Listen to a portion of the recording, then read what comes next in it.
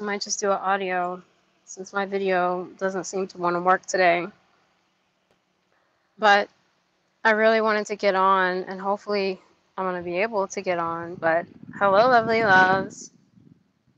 I wanted to get on and talk a little bit about why we come into our bodies. And I was actually listening to one of my favorite teachers ever, Earl Purdy. And I have him here, that not here. Well, I mean, I guess he is here, but I have his audio, the video of him discussing this topic specifically. And I kind of wanted to add in some of my own commentary because it resonates with me so much on how I feel about everything. So the fact is, we focus on our bodies, but the makeup of our bodies, we were called to our bodies from the vibrational frequencies of both of our parents. And this is why it's so important how when we start to really wake up to who we really are, we start to recognize how we feel about our parents and how that relates to what we chose. Because we each and every one of us chose to be where we are. We're not consciously aware of it at the moment because we, through all of the trauma of it, or the what was put into place to focus so much on this body and on this reality and this frequency, we forgot that we did make the choice and that we did decide that we wanted to be here. So, and that's why a lot of times with people, when they say, I've woken up and blah blah blah, but then they're still separating themselves so much, and especially from their parents, I start to wonder, what's really going on, because I can't even see myself. It's so bright out here. Because the fact is they are what called you into the being that you're in, into the reality that you are currently focused on. So, and literally their vibrations is what literally created the body that you experience your life in right now. And that's why it's so important for those of us who do still have relationships with our parents to recognize that we chose the lessons. It was a joint decision that was called on to all of us from our higher selves. So you called it on, your mother and your father all called it into being. And it was agreed upon because it was lessons that needed to be learned from all of you. So it's not just a one-sided thing, and it's not just like you were pushed into a situation that you didn't want. It was literally that you all chose to be in this situation together. So let me go ahead and play a clip from him. And actually, let me try something else really quick too before I do that. I don't know. I want to see if Maya and Jen is still on, because I have no idea. I really resonated with what he was saying, and I just really wanted to get on and talk a little bit about it and play a little bit from what he was saying. So let's try. Yeah, I think he's on his way back right now. So just like there.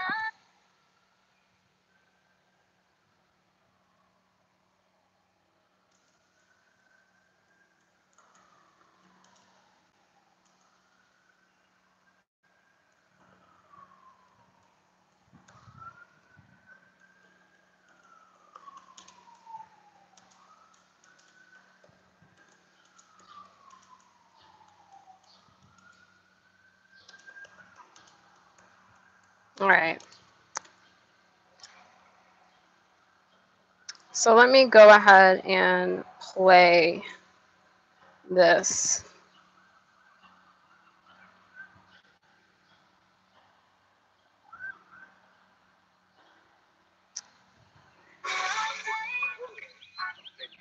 Oh man, I think I accidentally played some music. But I don't even know how to turn it off because this is so weird.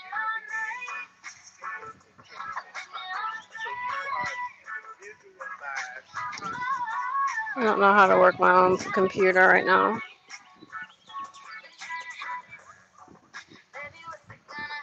Maybe I should be dancing on camera.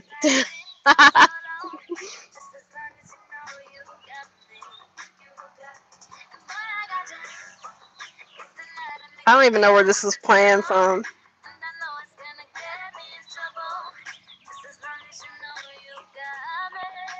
Oh, I think I might have hit the wrong button. Okay. I still have no idea where that's playing from. Because I never downloaded that song.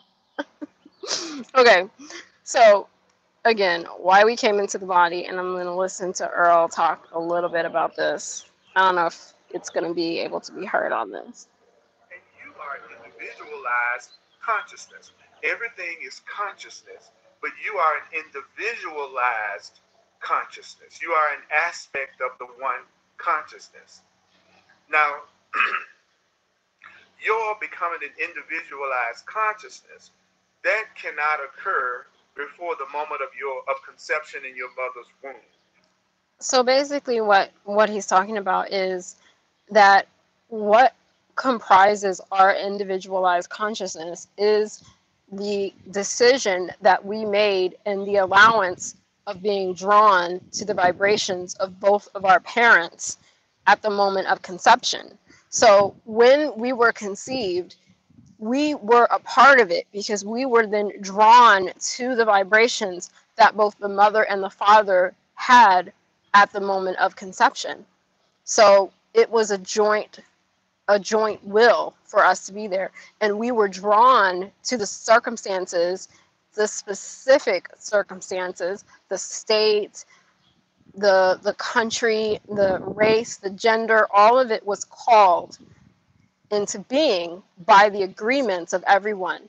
And this is why some people can say, and I know for me, I was told this, and I do believe that it has some validity, that there is a calling from the mother that creates the male, the son, the male energy, because she's calling that opposite frequency, or that complementary, I should say, the complementary frequency to her. So her being the feminine energy, she's then calling forth the masculine energy of her son. And then the same can be said with when daughters are born.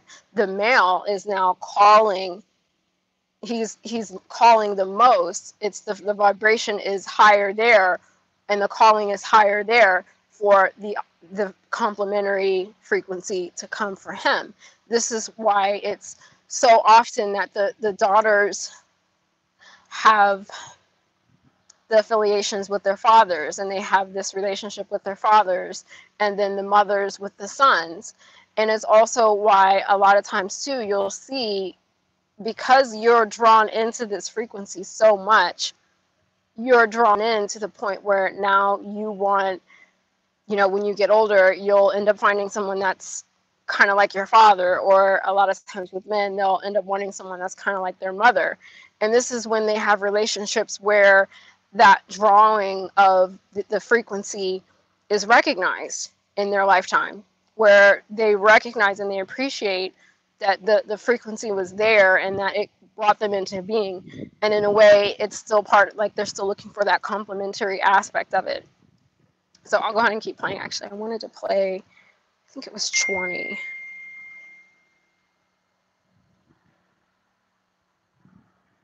Okay.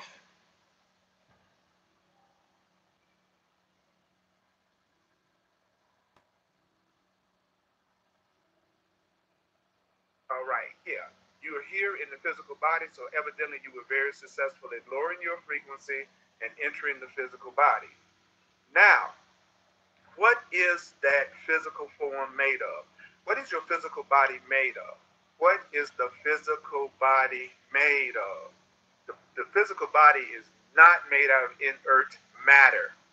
The physical body is a web of relationships created by the particular vibrational patterns of your mother and your father.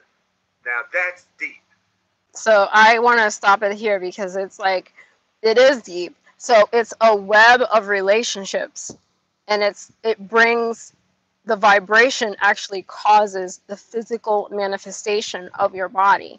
So there's a web of relationships that's between you, that's between the mother and the father, all the relationships that they are having, and particularly their relationships together as well.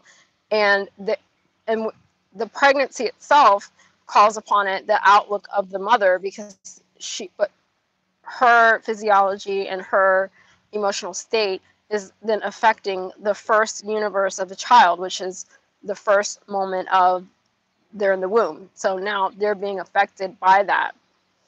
And so this is why, they always tell you to take your time when you're pregnant, to relax, to take it easy, to, don't overstress yourself, because all of these things do have an effect. Your emotional state. I've literally even known of women who have gone into labor because they were so distraught. Like they were there. What happens in that situation is their vibrational charge changed so much to not being a match to what they were calling to them at incarnation, that now the baby has to be born. So it was like their vibration, it changed so much at that moment because they were in so much stress that they literally caused themselves to go into labor because it was not a match for the child that was in their womb at the time. So yeah, I totally agree with that, and I can tell exactly how things kind of worked out even more for me with having my daughter and my son, and then also with me and my parents, because of course they are, I am a vibrational pick for them. But the way, when you decide that, when you have your own consciousness, which obviously happens, right, it's called forth from the frequencies, and then you're put into your own vibration. And then of course you can change that based on how the lessons that you're learning. Now, the lessons are set up, there's huge ones that are set up by you and your mother and your father before incarnation, or before, at the time of incarnation, at the time of conception, I should say. And a lot of times, even if it's something where you're adopted, what happened with the adoption is you decided that you would have that happen. Like, it was a decision that was made, but the calling forth of the frequencies is still there. But the decision was then made that, okay, I'm going to now be raised by such and such in their frequency and their vibration. But there's still that calling there at your core that created the body that you're in. And a lot of times people too, when they don't have healed relationships with their parents, essentially they have not healed that part of themselves.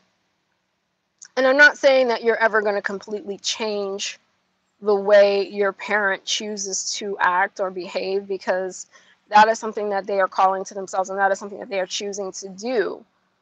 But the way that you feel about it and the way that you feel about them is always your choice. So,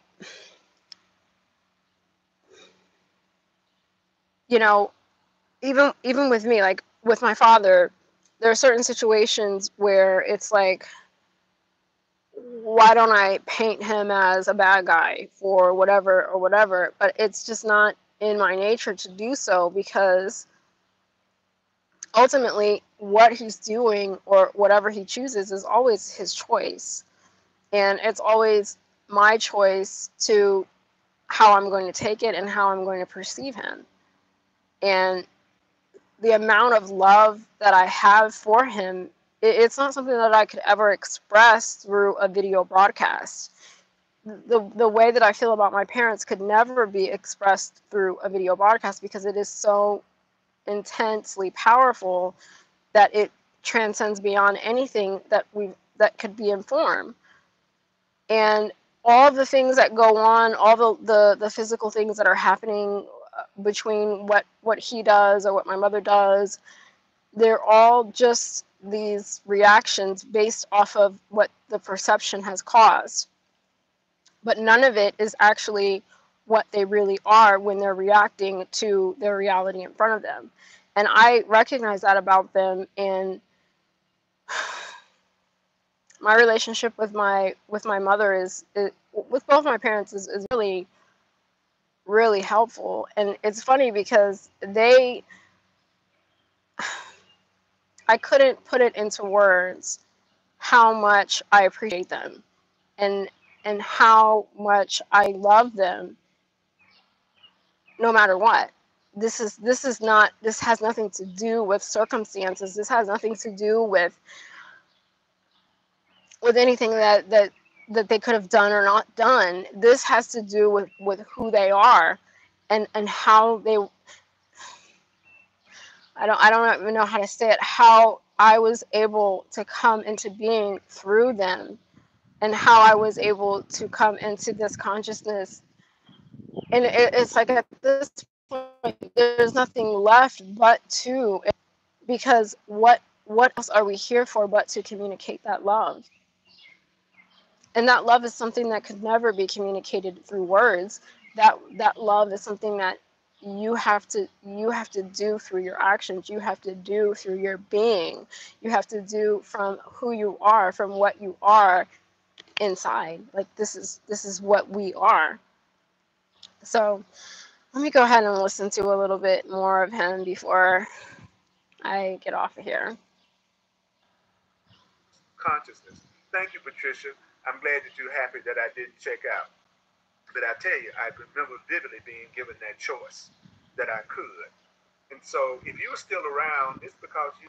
And so what they're saying is the choice that we have to be in this reality, to be in this life, it is a choice that we made. And it is not something that we did, because we wanted to be in hell. Our higher selves did this for us for our benefit. We chose this for our benefit. Now we can make it into a hell. If we want to see it as a hell, that is what hell is, literally, when you decide to see it that way. But we actually chose to be here for a reason, and that reason is to extend that love and to learn the lesson so that we can fully do that to the biggest capacity that we are able to within these physical bodies. That is what we are here to do. And when I went through my out-of-body experience, there was a complete surrender, because there was no longer a care for whether I had the body or not. I was checking myself out completely.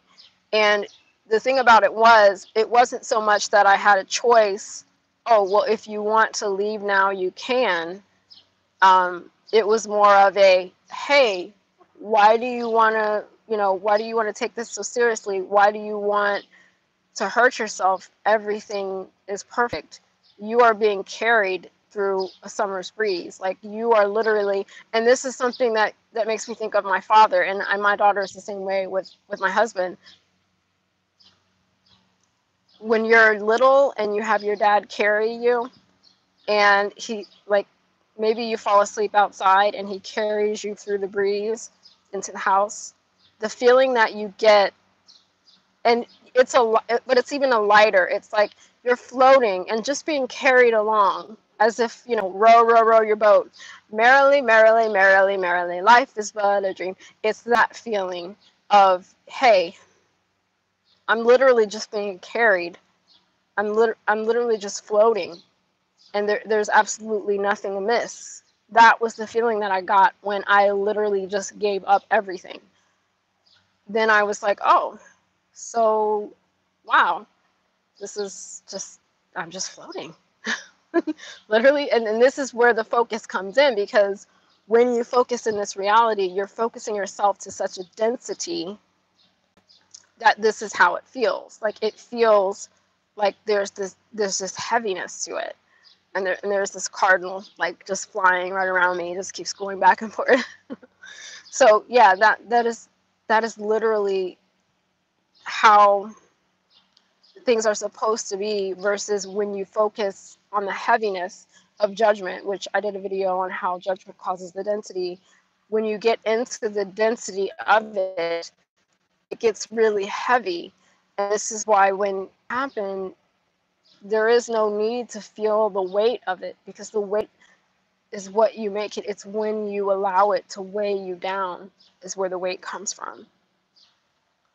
And it applies to pets. It applies to, and there's nothing that I'm saying that does not apply to pets or a rock or a beast. Let me just skip up. Everything he says is awesome. Doesn't mean that they're not alive. So let's go to the next part of this. This is so deep. So I hope you get a chance to listen to it.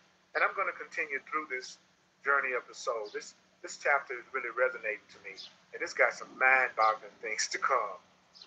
All right. Take a breath. Again, you have done so in order to bring forth certain lessons.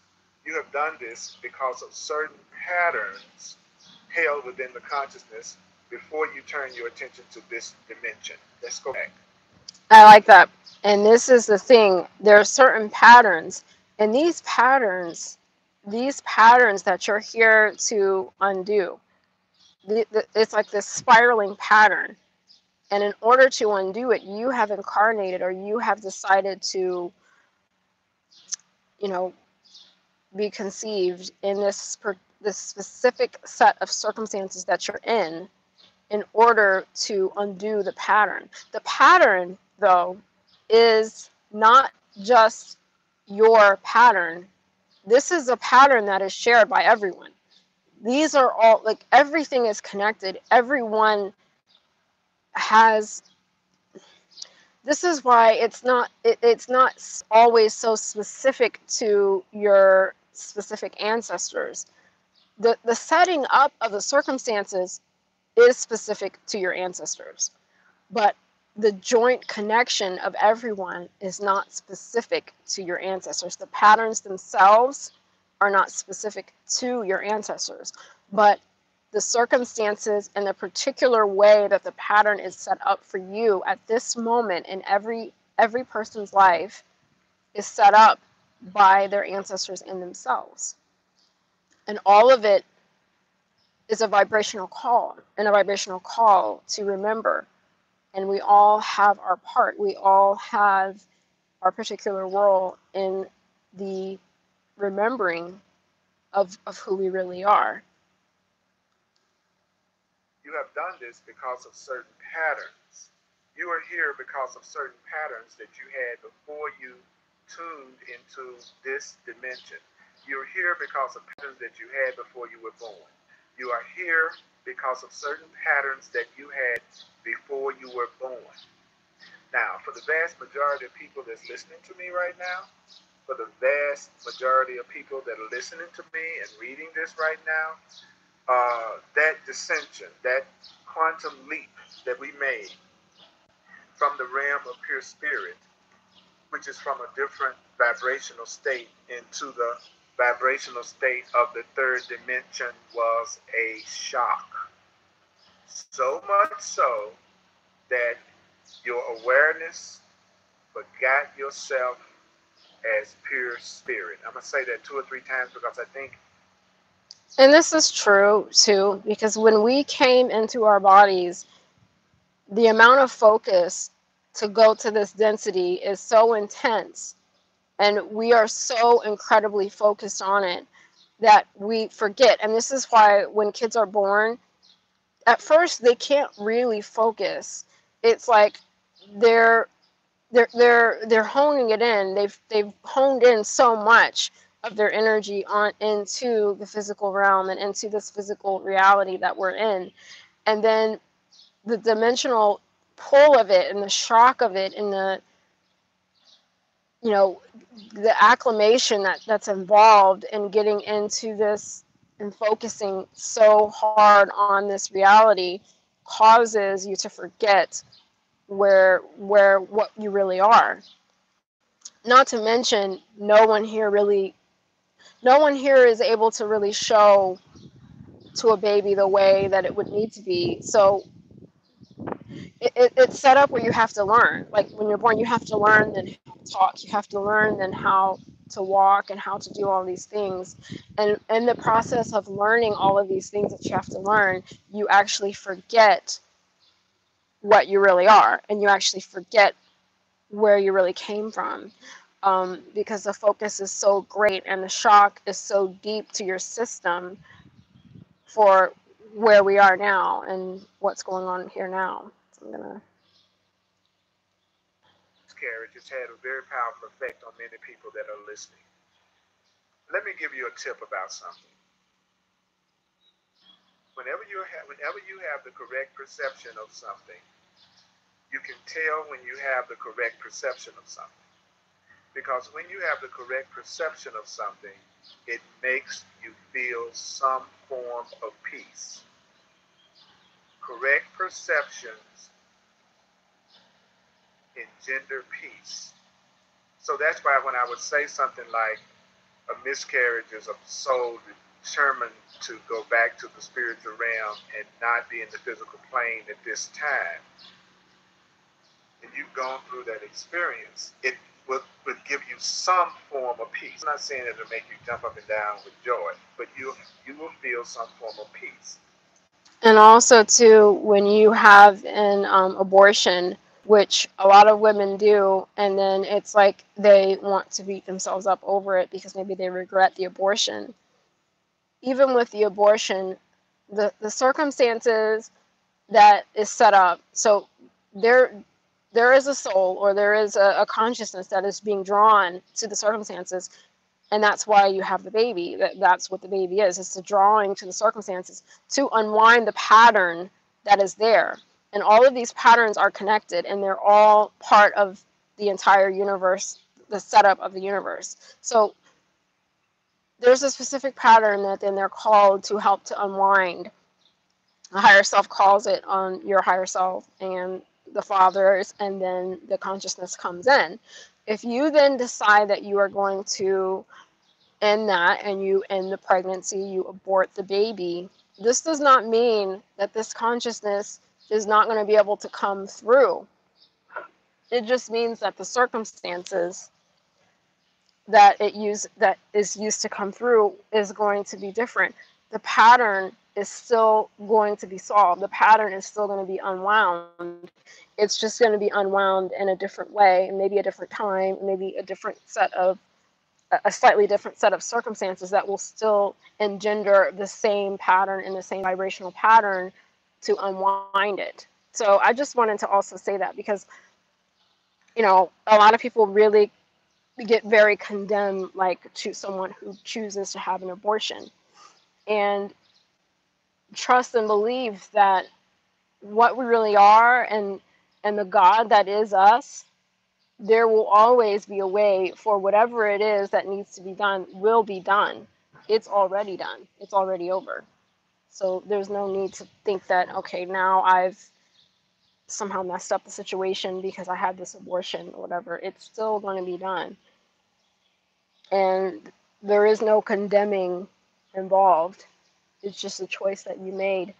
And you're still going to get your lessons, because the child is always there to provide you lessons.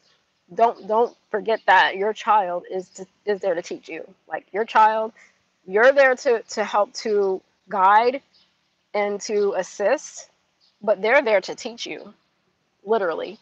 Lessons too. That's why you're calling them, and you're still going to get them even if you don't have the child.